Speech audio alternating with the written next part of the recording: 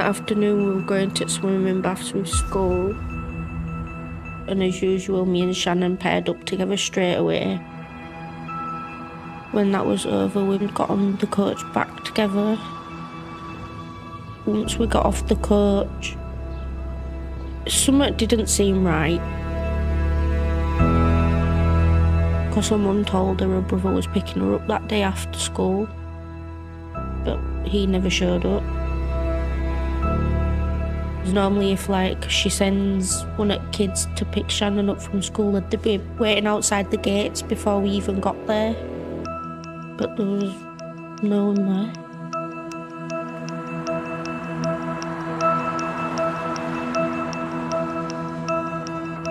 That was literally the last time I saw her.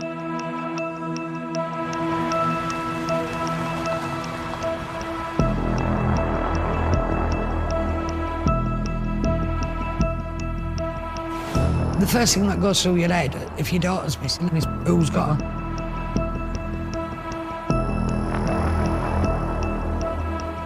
Literally, from the moment she'd walked out of the school gates, there was not one positive sighting.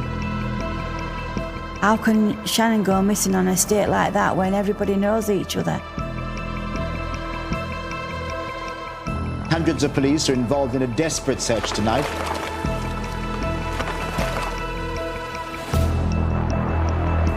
There were lots of people on the sex offenders register who not only had direct links to Shannon's family, but also lived in close proximity.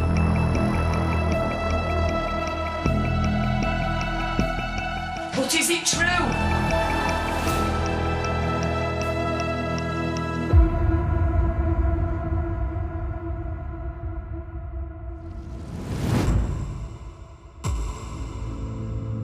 Police emergency. Hiya, I want to talk my daughter is missing, please.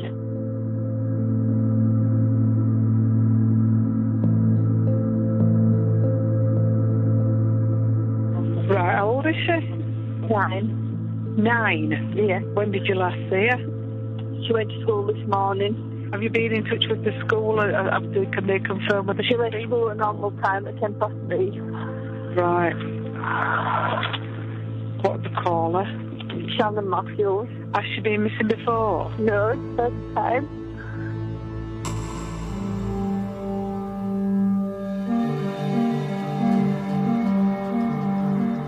I was doing my ironing, and one of my neighbours said to me, can we open community centre? She said, because one of Karen's kids gone missing. I left my kids at home, and we just stayed down at community house, put all lights on, just in case she decided to come home at middle at night.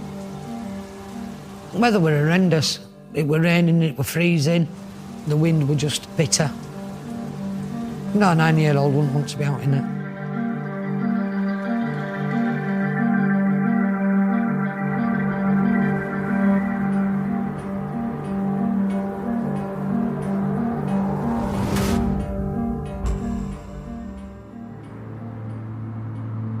Next morning, the police had checked all houses and everywhere that they could think of that she would go to.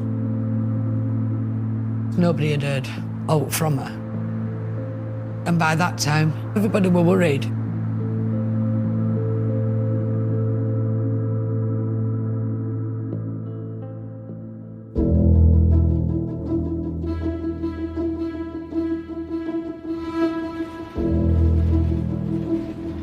Well, I got the call as I was driving to work, 7 o'clock one morning, from my DCI, asking me to gather my team together to go to Dewsbury Police Station. The Homicide and Murder Inquiry team have responsibility for kidnaps and abductions.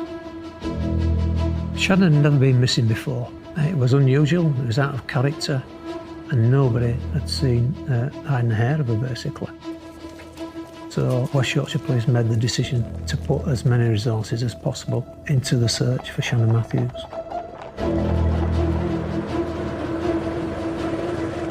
There are more than 250 police officers searching for Shannon Matthews in back gardens, in homes and in bins. The search for Shannon is now an urgent one.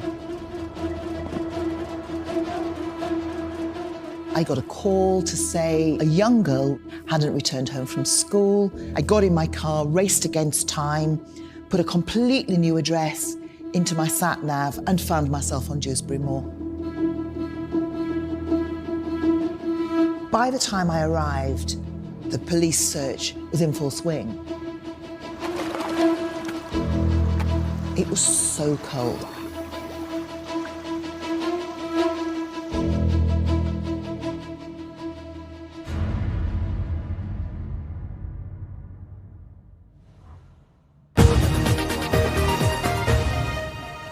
The search is going on tonight. I can already feel the temperatures are dropping to round about freezing, but we've heard that the very latest information that Shannon had in fact told some of her friends she was planning to run away. Let's hope that she is found safe and well very, very soon.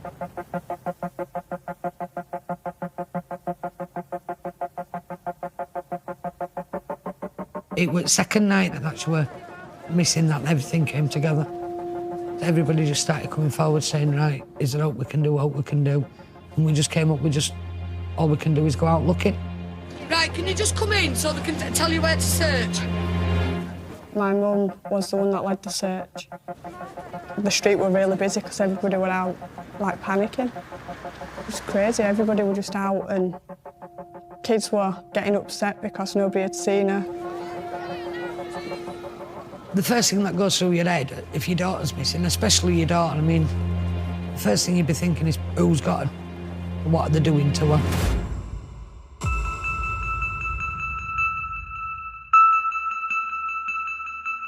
One by one, the street filled with van after satellite dish after satellite.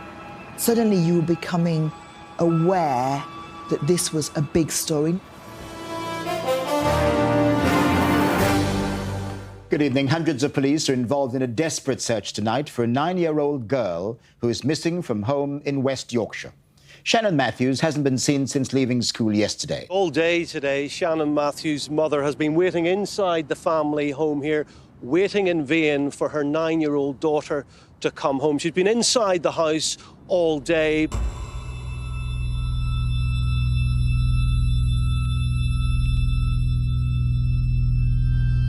Shannon, if you're out there, please, darling, come home. We love you so much. Me and your dad, your brothers, your sisters, everybody loves you. Your dad's missing you so much, Shannon. He's even out looking for you.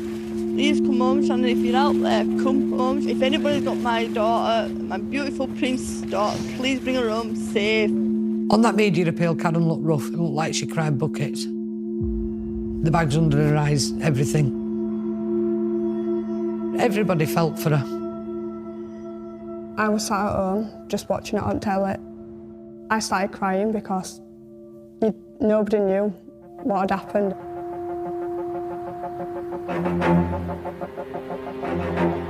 It got to the point where I thought, they're not going to find her, she's not going to come home. She's dead.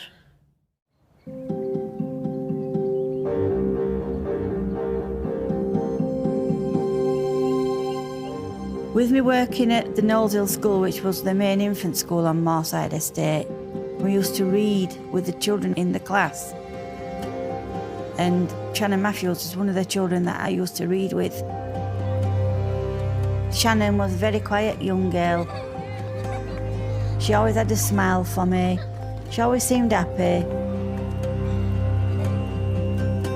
My name's Megan Aldridge and I was Shannon's best friend. From day one at school, like, we just got along, we clicked, like, we were like pretty much the same person, if you get what I mean. We just used to mess about at school all the time, like, as soon as we see each other, that's it, we'd run up to each other and pretty much jump on each other.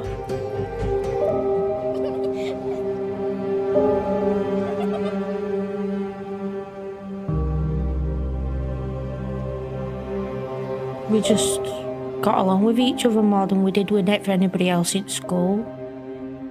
Because me and her used to get bullied all the time. It was horrible. We were getting bullied for the same reasons.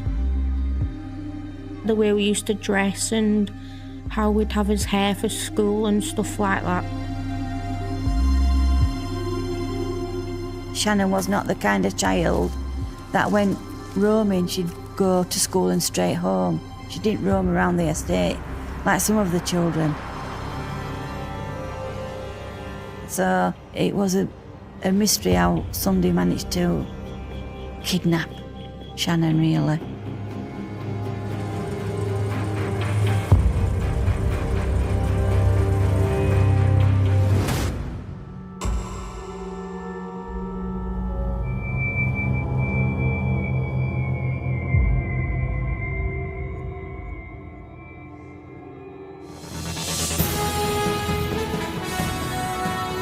More than 200 police officers, as well as her family, friends and neighbours, are involved in the search to find Shannon. I'm Paul Kettlewell. I was a detective constable on the homicide and major inquiry team. I have a daughter myself. I couldn't imagine losing a child in such circumstances. Can't even begin to comprehend what that must feel like. I attended the first briefing. It was as big a briefing, personnel-wise, as I've attended in my police career.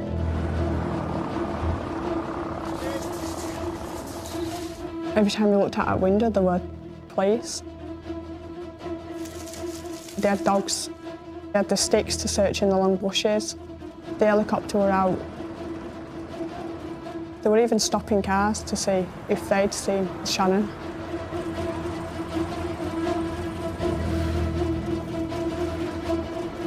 We'd no idea what had happened to Shannon, and so we had to cover every avenue and every possibility.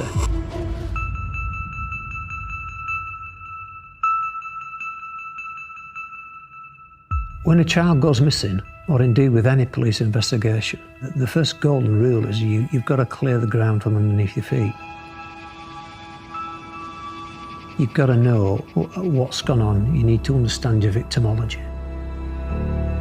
And in that respect, you're going to get all those answers from the family and the nearest and dearest. So I met Karen Matthews at Dewsbury Police Station.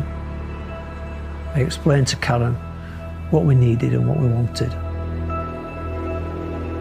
We had spent nearly 6 hours with Karen, getting all the background information in relation to Shannon and what she usually did with the time, who her friends were.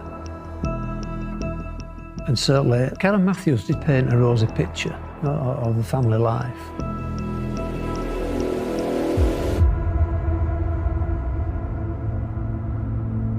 I went with other officers, including the family liaison officers, to search Shannon's bedroom and obtain any items that may be of relevance.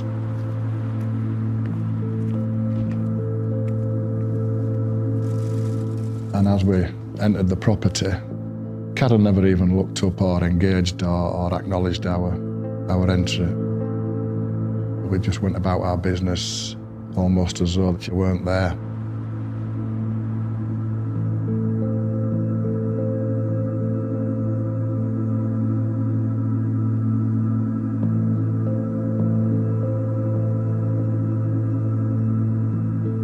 We got our school books and we got a composite set of Shannon's fingerprints so that we had a reference point so that when we were searching anywhere, we could send in fingerprint experts to examine premises to see if she'd been in there.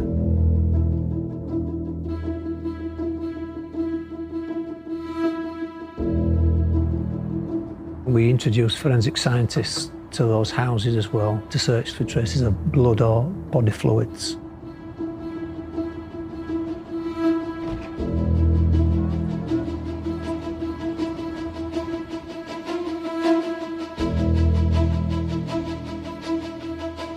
There were 22 specially trained cadaver dogs within the UK. We deployed 18 of those.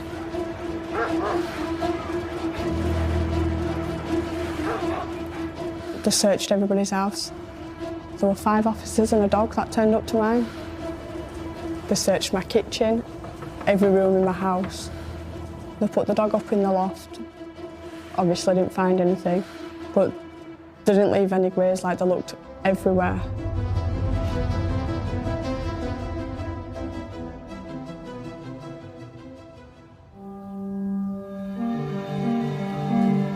I remember the police coming to me and asking if I'd go out in the van to help look for her.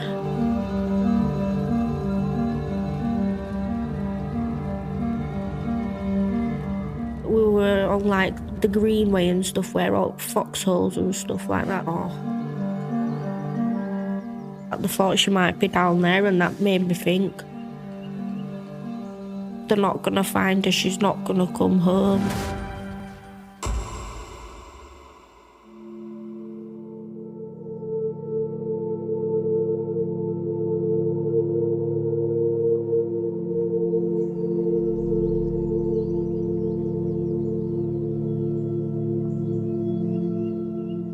Literally, from the moment she'd walked out of those school gates, there was not one positive sighting.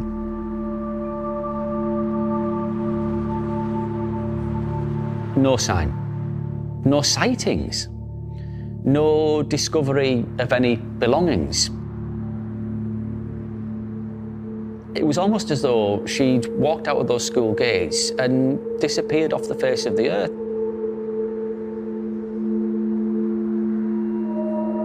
I was just so confused about how she'd gone missing. She wasn't seen going into a car, there were no strangers or anything like that, so it's confusing. So I was just thinking, how can she have gone missing?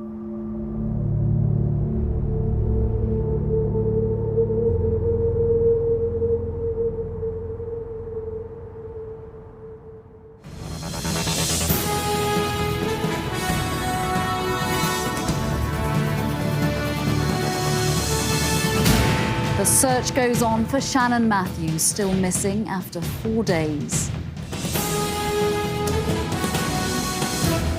Family, friends and neighbours of the 9-year-old have scoured the Dewsbury area, while day and night a team of 250 police officers are doing the same.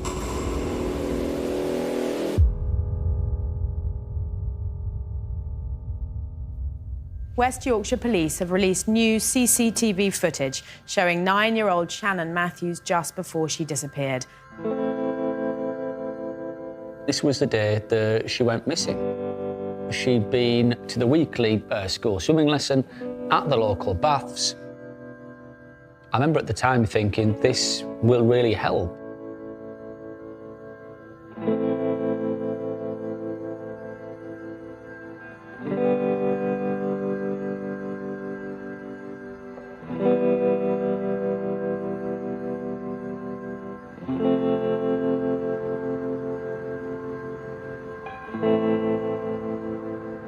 The last afternoon I saw her, something didn't seem right.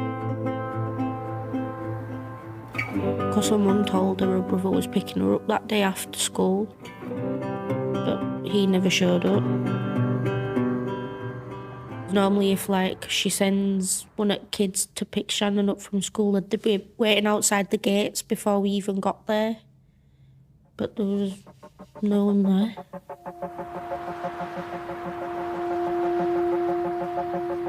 The last time I seen her, she was walking down the road from school, even though she should have been walking up the road.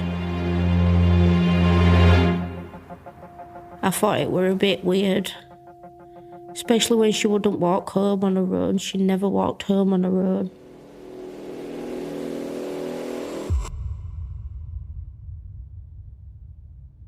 She was walking downwards, not up. A different way home, you mean? Yeah. What's it been like without Shannon being here? I'm really, really sad. And if you know where she is, just call and tell us where she is.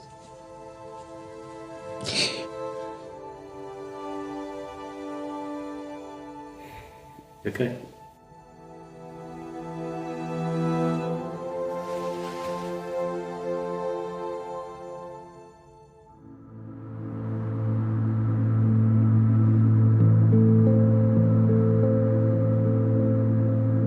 Good evening. On Look North, West Yorkshire Police now fear that 9-year-old Shannon Matthews was snatched from the streets of Dewsbury.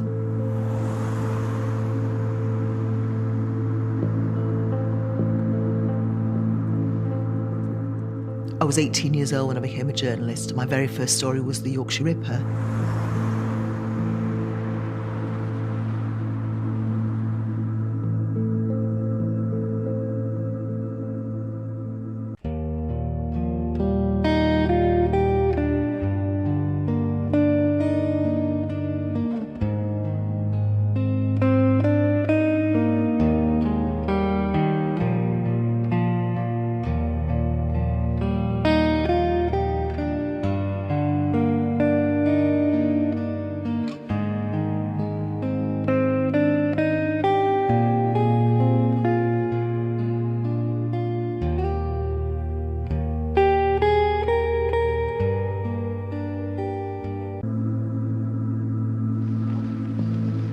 The Yorkshire Ripper was the biggest manhunt West Yorkshire has ever had.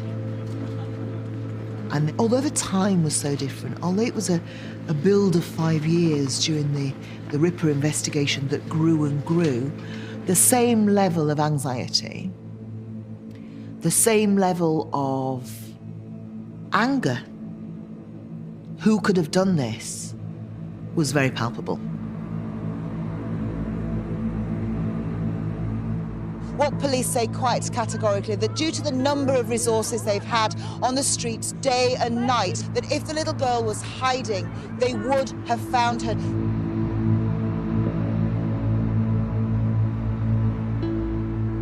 We were alive to the possibility that she could well have been abducted and was not going to turn up alive again.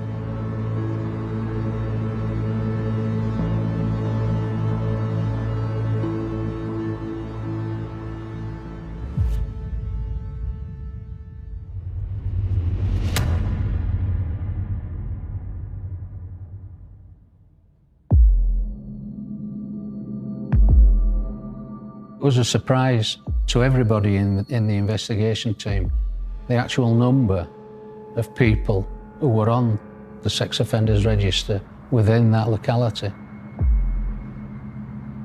It's like dropping a pebble into a pond, isn't it? And the ripples tend to go out forever.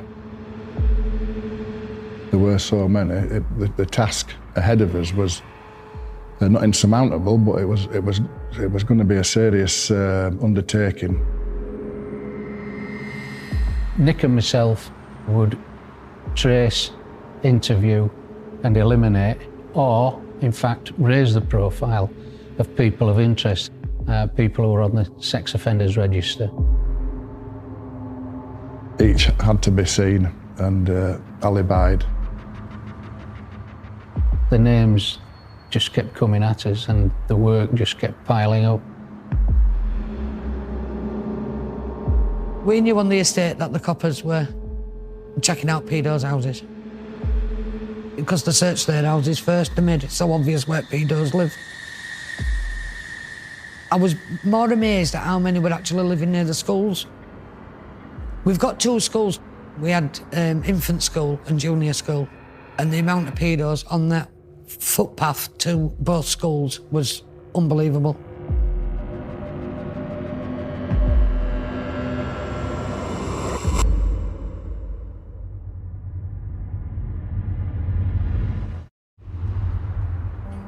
It wasn't just the registered sex offenders within the district. There was the fact that sex offenders were visiting the district. We know on the day that Shannon was reported missing, 2 bail hostels in the area had been holding counselling sessions, and there were actual sex offenders coming from outside the district into Dewsbury.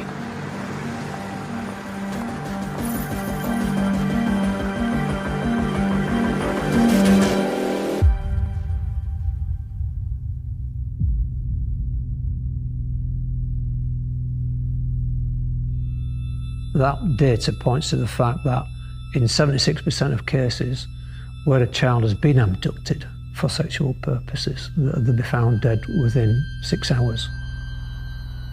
Within 12 hours, you can guarantee that 96% will be dead. And within 3 days, 100%. There were lots of people on the sex offenders register who not only had direct links to Shannon's family, but also lived in close proximity to Shannon, a large amount.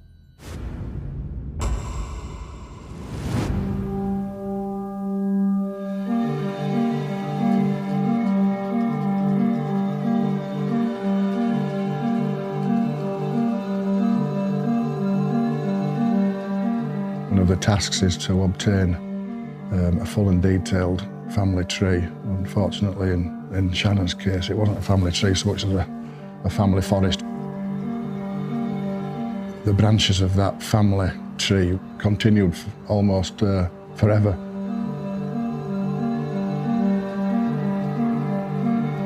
Karen Matthews is from a very big extended family.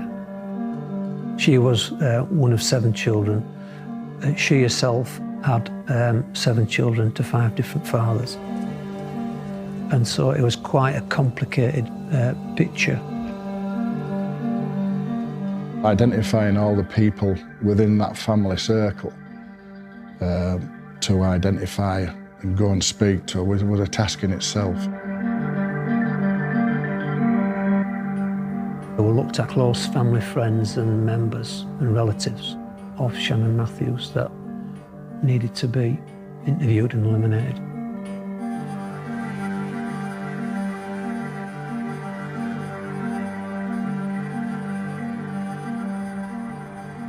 Some of those were family members, not all of them. And some of those were sex offenders, but not all of them.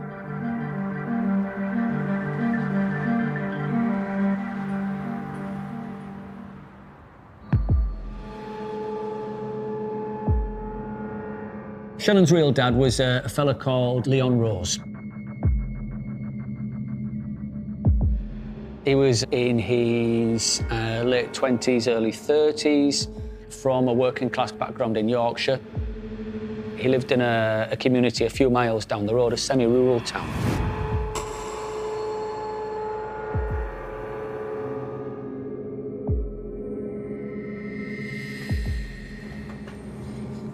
He never wanted to chat too much, never gave that many interviews.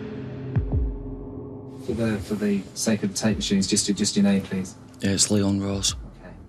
I've been looking out every day, basically. Out driving about, handing out leaflets, just asking about if anyone's seen out. You know what I mean? Any littlest detail could mean a great thing, a great big deal. Shannon's father, Leon Rose, was interviewed. He did have access to Shannon and he'd seen her quite a lot. But I know that those visits had died off, because I think there was issues still between him and Karen. Do you have a theory, an idea of what's happened? At the moment, I've no idea.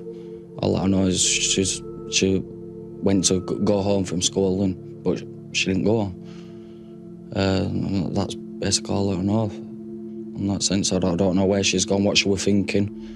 You know what I mean? I don't know, no. She had written on her wall, apparently, that she was talking about wanting to live with you or to come back and... Yeah, that's what I'd heard, yeah. If that's what she's done, but she's run away, she's scared or whatever, I mean, is there a message there? Well, basically, it's like she's watching this, like, you know, go home and we'll sort something out, you know what I mean? I would like to see her again. And the longer this goes on, the more worried everybody must be that she's done harm in some way. It's been 2 weeks now and tomorrow. You know what I mean? She's 9-year-old and she's out, well, she's still out there, 9-year-old, you know what I mean? It's going to be hard for any 9-year-old.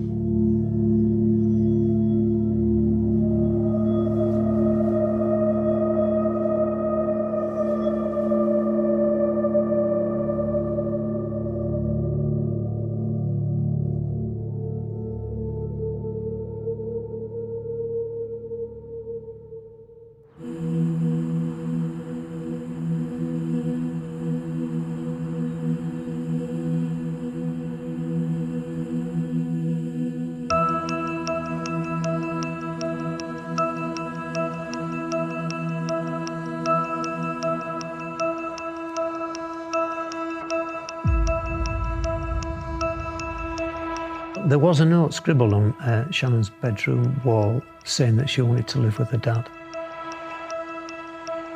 That gave us some concern. It almost pointed to the fact that there were issues within the family, which was at odds with what Shannon was telling us about things being perfect.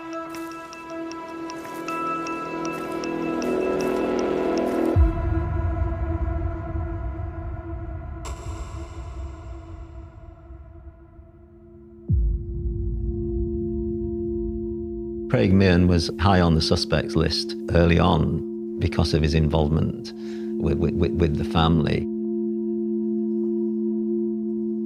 Craig Meehan was 22 years old. He was interested in computers. He was interested in football. Altogether, he came across as quite an awkward figure. Are you still hopeful? Yeah. He worked as a fishmonger in a local supermarket and didn't seem the brightest. When we first saw them together, they cut a pretty unlikely looking couple. And what about what the community is doing here? Really brilliant. They're non-stopping every day, out searching leaflets and everything like that.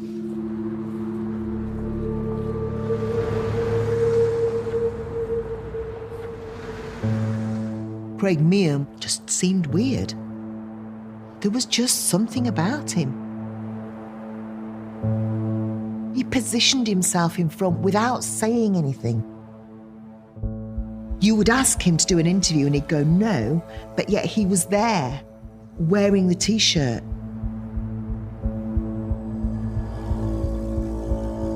I just thought, do you know, have you got something to do with it?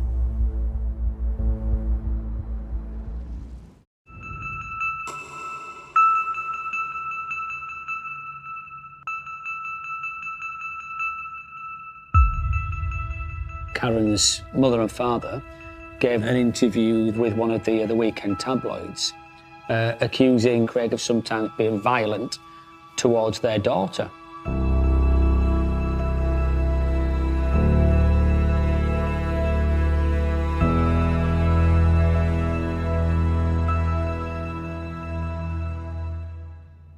Let me ask you directly, have you ever hurt a child? Would you ever consider hurting Shannon? No. Were you ever cruel to her? No. There's even a lot of people that could back that up.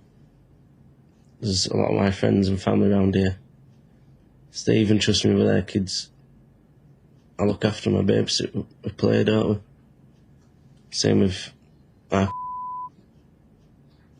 would never hurt anyone, basically.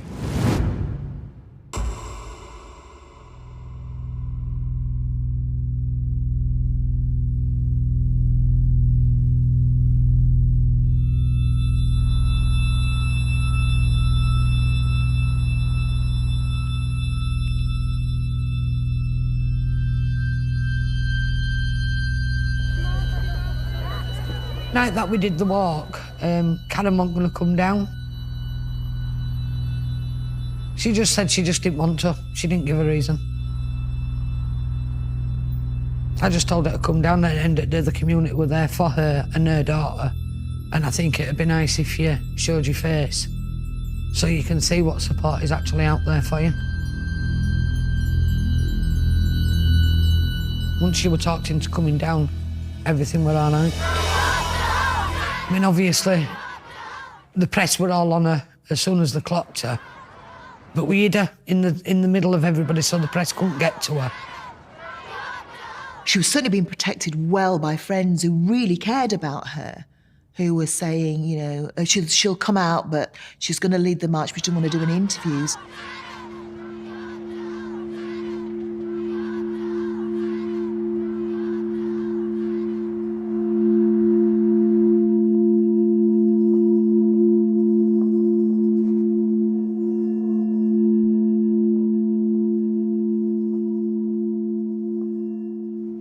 The time, 27 minutes to 8. The search for 9-year-old Shannon Matthews is now one of the biggest of its kind ever undertaken by West Yorkshire Police. Well, yesterday I talked to both Shannon's mum and Craig Meehan. There's been a lot of coverage of not least your family, your parents and your brother, talking about how Shannon had a difficult, and your other children had a difficult relationship with Craig. No. That's untrue. I'm quoting your parents. We've never seen him, Craig, beat Shannon with our own eyes, but the kids have said it's happened. They've suggested that Craig was hitting Shannon. No, he hasn't. Never, ever touched her. Never. It was a tough interview from Radio 4, and by that point, Karen and Craig, they'd been involved in a few national media interviews. Craig, Karen's parents say that they've been trying to persuade Karen to leave you because they say that ever since you've been around the last 4 years, that the children have been unhappy. They say there've been a whole series of family bust-ups. And people are going to wonder if there's a very deliberate reason why they are coming out and saying this so deliberately 3 weeks after Shannon disappeared. Well, basically, that's all lies. So when people said that you had a difficult relationship with Shannon, how was it? Did you ever lay a finger on her? No, I haven't done, never will.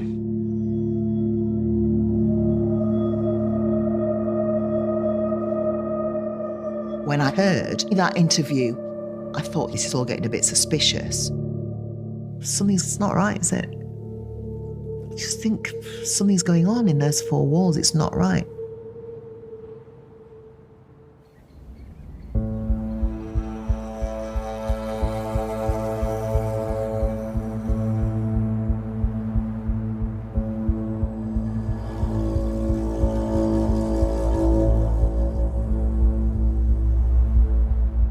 When I went to work on the Moorside estate, I introduced myself to Karen.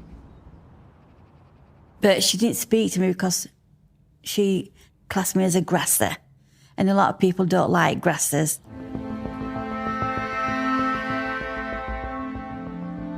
I knew I'd have to keep a close eye on her because she did have a few problems, did Karen. She was very impressionable and very susceptible to people who started being nice to her because she thought they wanted to be her friends.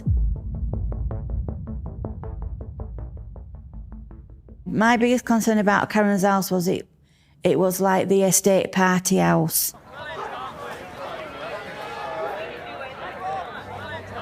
There were loads of people in and out of her house all the time, and then there were kids in it.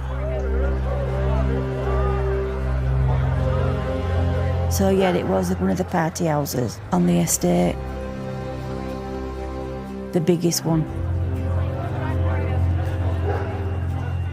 But that still went on. Nothing changed. If my child had gone missing, I wouldn't have people. The only people around the house would be the people who's helping me. I wouldn't have a lot of people in the house. I wouldn't be drinking and carrying on. And that's what made me realise there's something not right.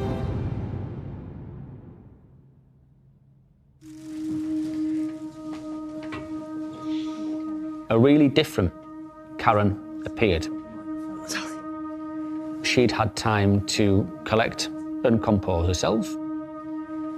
There were some black rings round her eyes, signs of tiredness, although the red rings from the crying had gone. She spoke very carefully, very deliberately. Words probably can't sum up how difficult this has been. But it has been so long now. I mean, what is your daily routine at the moment when, you wake up first thing in the morning, if you do manage to sleep? Well, it's hard to sleep, really. It's just, I don't feel the same with them not being there, really. It just feels empty.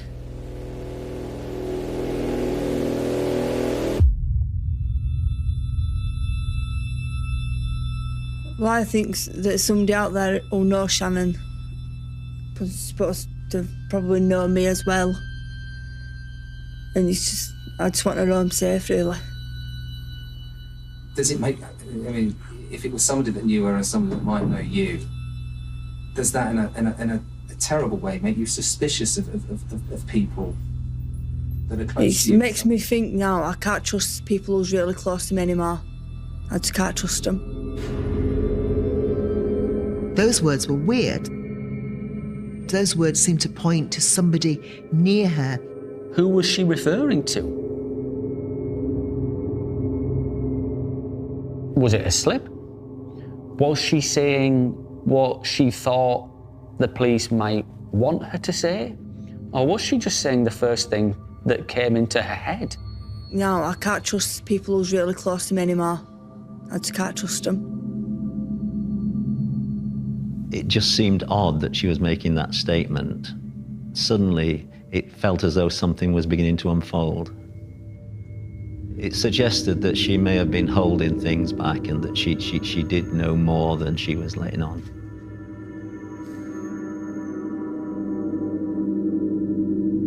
I says to my husband, I says, there's something not right about that. There's something funny about it. I can't trust people who's really close to me anymore. I just can't trust them.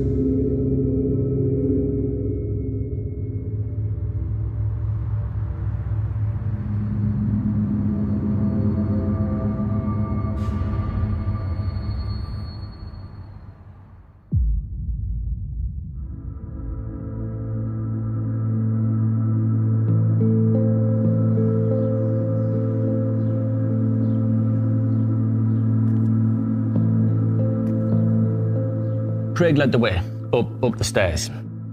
I remember different pairs of shoes lined up on the steps as we walked up the slightly threadbare carpet.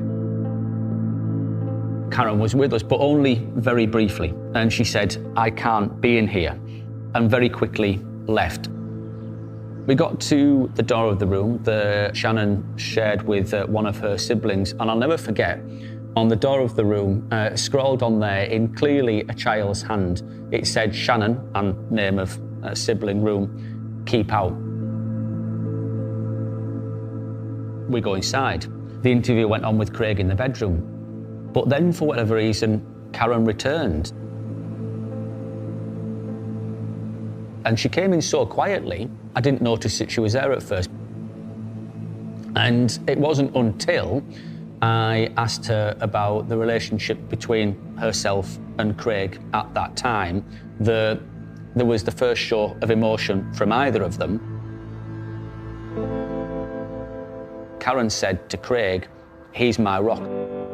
And it was Craig that filled up with tears.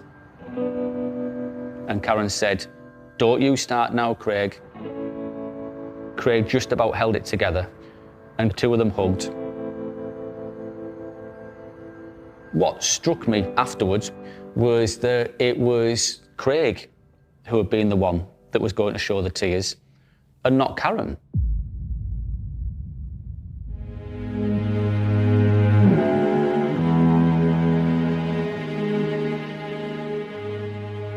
We had a meeting and we just said, right, what else can we do? So that's when we brought out the posters. We're a company that donated a photocopier. We went to Leeds United, handed out leaflets there. Huddersfield Town, Leeds Town Centre. We just covered every area we could think of. We did a batch of T-shirts. Everybody were putting their heart and soul into it. It was inspirational. It was incredible. They never slept. This extraordinary community response to try and find this little girl.